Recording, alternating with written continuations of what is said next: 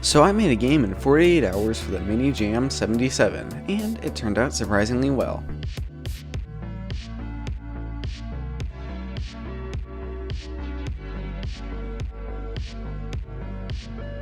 In a game jam, you just make the game from scratch in a certain amount of time. And this time, that time is 72 hours. But I'm just going to do it in 48 hours because 72 is just a bit too long. I've done several game jams in the past, but this time I want the game to actually be, well, good. So my plan is just to make a simple game with a lot of polish and content, or, well, a lot of content for a game jam.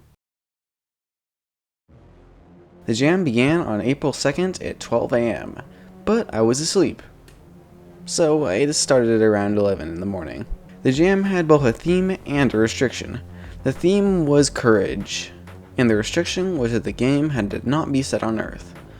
Now for the whole not set on Earth thing, I could have just made the game kind of abstract, but I decided to set it in space, that way the theme would mean a bit more.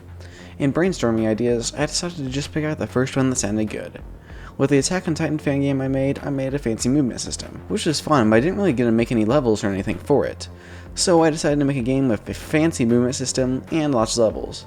After a bit of thinking, I had my final, very basic plan. I was going to make a first-person parkour game like Cluster Truck or Jumps, with movement similar to Titanfall 2, so wall running and double jumping. I also thought that it would be cool the theme of the game was similar to Rainbow Road on Mario Kart Wii, so a crystal ground above Earth. I also had some ideas for speedrunning and high score stuff, but I figured I would flesh that out later. So the obvious first step for me was making some movement. I started with the same basic rigid body movement system that I used for couch combat, but I removed sliding, because I felt like I just didn't really need it. After that, I followed a tutorial that added wall running to it. Overall, it was fairly simple, just adding forces to keep you against the wall and moving forward, disabling gravity, and rotating the camera a bit. But it turned out pretty cool. I also decided to make it so you could wall run on everything, not just certain walls. I think this was a good choice because wall running is by far the most fun out of the movement mechanics. After that, I was thinking about adding some more features like double jumping and maybe a dash like the one in Doom Eternal to finish up the movement. But then I realized that the guy who made the wall running tutorial already had a script that was like mine, but had all those features. So obviously I just took the parts of it that I liked and boom, finished movement. And really the movement is pretty similar to a game which literally everyone who watches my videos is familiar with. Carlson. And yeah, you're right. Well, I do think it's annoying that people just call just about anything a Carlson clone, as Carlson really is not the most original game in its own right. This is pretty much just its movement system. After completing the movement mechanics, I decided to move on to some level design. Now, I'm really not a master at level design, like, at all. But luckily for me, parkour is pretty easy to design. You basically just make some blocks with some jumps, add some walls, and you're done. The levels themselves really aren't that hard to beat, but I think the fun in this game mostly just comes from doing them fast. And I mean, I probably spent like 50% of development time just playing them, so I think it's working. I made the first level, which is just a straight line of platforms and walls. Pretty basic, but you can already pull off some pretty cool moves on here, so that's a good sign. I realized at this point that times are going to be very important in this game, so I implemented a timer right away. I figured out how to track time whenever I was making my Attack on Titan game. I just counted time by adding time.delta time to a value every update, and then I converted that into a time span, which is just a thing you can use to write out time in a format like this. After that, I added some UI, which were just a reticle and a time display, as well as a start menu and a stop menu. These menus appear at the beginning of the level and whenever you finish the level. The start menu shows you your level number, your high score, and a goal time. This goal time was just my best time that I had whenever I released the game. My times are actually a lot better now, but I mean, I guess if you beat these goal times, you're better than 11 a few days ago. The end menu shows the time you got, your high score, and has a button to restart the level or move to the next. And I decided the way that I was going to track high scores was simply through player preferences. This is just a thing that Unity has that lets you store preferences like settings and stuff. The issue with these is that they can be pretty easily altered as they aren't encoded at all. But as this is just high scores for a game, I'm just going to let it slide. Player preferences are super easy to use, and I don't really like spending too much time on a high score system. So by doing that, I was able to quickly get high scores working. The one issue was it was only saving integers, which didn't let me save any decimal points. And I got around this by literally just multiplying the time value by 100 whenever I saved and dividing it by 100 whenever it loads, which allowed me to have 2 decimal points. I decided to do the graphics now before I make the rest of the levels. The first thing I needed was the actual skybox. I accidentally imported several 4K skyboxes at the beginning of the game jam, which took forever to load, but none of them fit at all, so I'm going to attempt to make my own now. I want to have a low poly earth in the skybox, but I have no idea how to actually add the earth to the skybox, so I think it's just going to be part of the world. I made the skybox by just following a shader graph tutorial on YouTube that was for making gradient skyboxes with stars. It worked really well, but there was sort of a distortion effect on the seams of the skybox for the stars. It's not too bad, but it's still kind of noticeable. Nevertheless, I moved on to actually making the planet.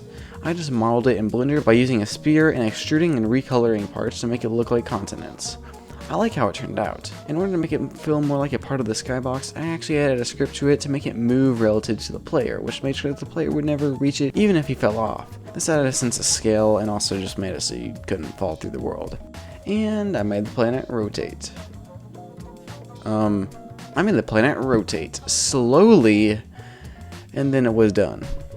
I also decided to make the menu because I usually save menus for last and they end up being garbage, so I might as well get it out of the way first thing this time. I just used the planet for the background, then I made a play button, a help button, and an exit button. But menus are stupid. You know what isn't stupid? Grappling hooks.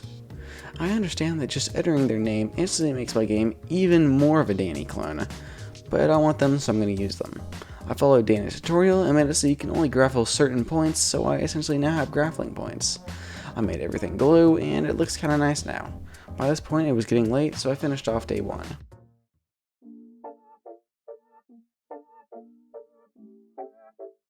I got back to work by making the grapple point glow red whenever you were too far away to grapple, and then glow blue whenever you get close enough. Then I got to work on the second level, which uses grapple points. I realized that if I made all the levels before making actual models for them, that I would have to come back and replace everything. So I decided to make these models. The platforms are basically just the same as the ones in Couch Combat. I still wanted to try to make them look like crystals though. The only issue is I had no idea how to do this. I tried to follow a shader graph tutorial to make ice, but it looks really bad. I eventually decided to just make the platforms gray and shiny, but I stuck little crystals on it that glow, and they look pretty nice, so I guess I did get my crystals in the end. I did end up spending a very large amount of time making a fancy crystal effect that was never actually used, so that was definitely a large waste of time. For the wall running walls, I just used a free texture I got online. I only use this because I didn't want to make all sorts of models for the different Pro Builder walls. Finally, I made a little flag that I stuck at the end of each level, that way you actually have an idea of where to go. After that, it was time to make levels. The third level I made ended up being so hard that I moved to the last level in the final game. In between making levels, I added a tutorial screen and a level select screen to the menu. The tutorial screen was really nothing special, but I'm pretty proud of how I did the level selection.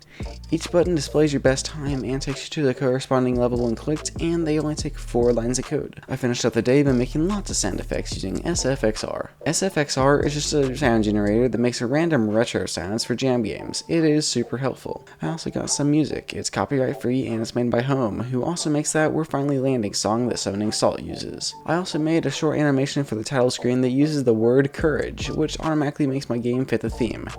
And that was the end of day 2. I really only used a few hours on day 3. The game was really just made in like 50 hours, but I'm going to say 48 because that sounds better. The only thing left to do on Sunday was make levels, so I did that, and other than that, I just added a counter to the main menu that shows your combined times. Finally, I exported the game for Windows, Mac, and web. Overall, I'm pretty happy with how the game turned out. While I think the one I made last time, One Big Boss Fight, is a bit more fancy of a game, I enjoy playing this one a bit more, and it's a bit more polished, so I think it's a better one. You can play the games and decide yourself if you go to itch.io, link in the description. Yes, that was an incredibly smooth transition. Since times and speedrunning are a big part of this game, I made a channel on my Discord for sharing times, and I'm also just going to show off my best time that I had at the end of the making of this video. If you want to show off yours, then you can join my Discord and post it there. Also, just like and subscribe for more. And yeah, I think that's enough plugging on my stuff. Thanks for watching. Bye.